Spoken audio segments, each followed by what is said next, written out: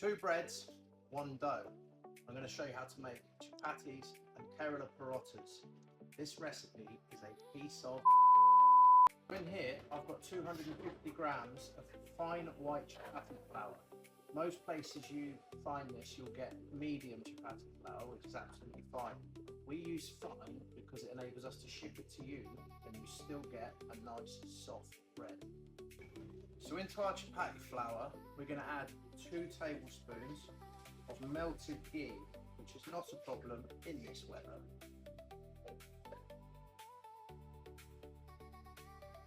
A quarter to a half teaspoon of salt.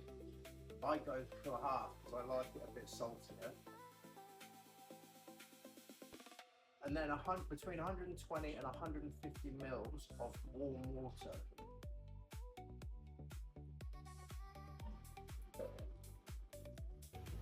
Do it gradually because you don't want to get it too wet, but you're going to want the dough wetter than you think. This is the texture you're looking for, slightly sticky, and don't be concerned it's sticking to your hand. You need to knead it for about 5 minutes to let the gluten structure develop. So after 5 minutes of kneading, what we're left with is a nice smooth dough ball. And because we added the slightly extra water so it was sticky, the flour has now absorbed all of that water, but it leaves you with a really soft, supple dough for making really soft, supple breads. So this dough is what they call unleavened, which means it has no rising agent like yeast or baking soda. Still though, you have to give it a chance for the gluten to relax, so you have to rest it for about 15 minutes before you use it. Start with our chapati. I want 50 gram dough balls, it's about that big, rolled perfectly round, so that's how you get a round bread. So we'll knock up 2 of them onto a clean surface, flour your surface, flour your rolling pin. We're just going to squash them flat with the palm of our hand, which sides, all the while trying to keep it round. Now, here's the trick. To keep them as round as you can, you want to roll once back, once forward, never all the way to the edge. Once back, once forward, and then flip it 90 degrees. Once back, once forward, flip it 90 degrees. Once back, once forward.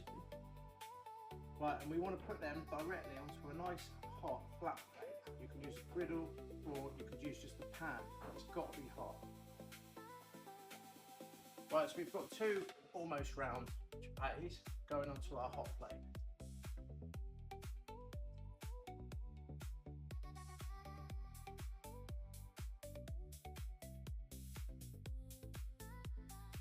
So fairly quickly you'll start to see the chapatis bubbling up. So you know they're cooking. Now the chapatis are bubbling up, we're going to flip them over.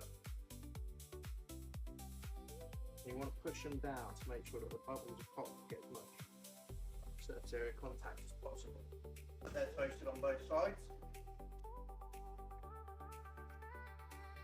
Nice, soft, pliable chapati.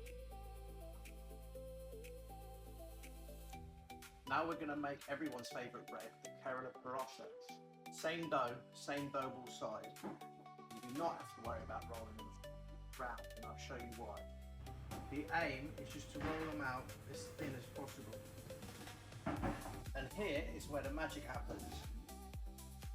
So you take your ghee and using Zoidberg's beard, brush the bread with your ghee.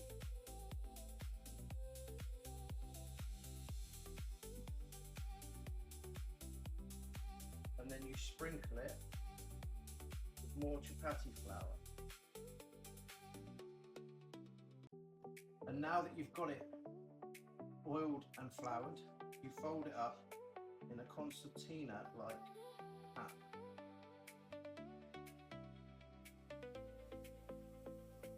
So I'm literally just zigzagging the fold back and forth.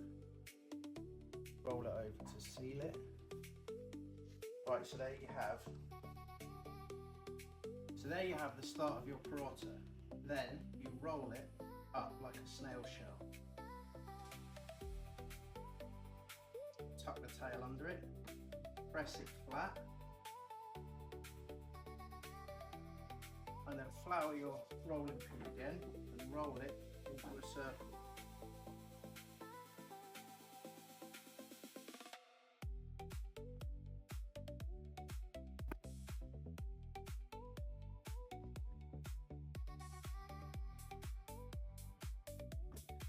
Now that they're rolled out, onto the hot plate they go. If you like your heart, look away now, because once it starts to bubble, flip it over, coat it in more ghee. Once it's started to brown and it's gone a little bit crispy, it's time to come on. And unless you're a sadist, give it a minute or two to cool down. Now that you have your browned and crunchy parotta, the last step is just to give it a squeeze to bring out the flake. So there you have it, a nice, soft, supple paratha and a nice, flaky, crispy Kerala parotta. 2 breads, 1 dough. Don't just eat, feast.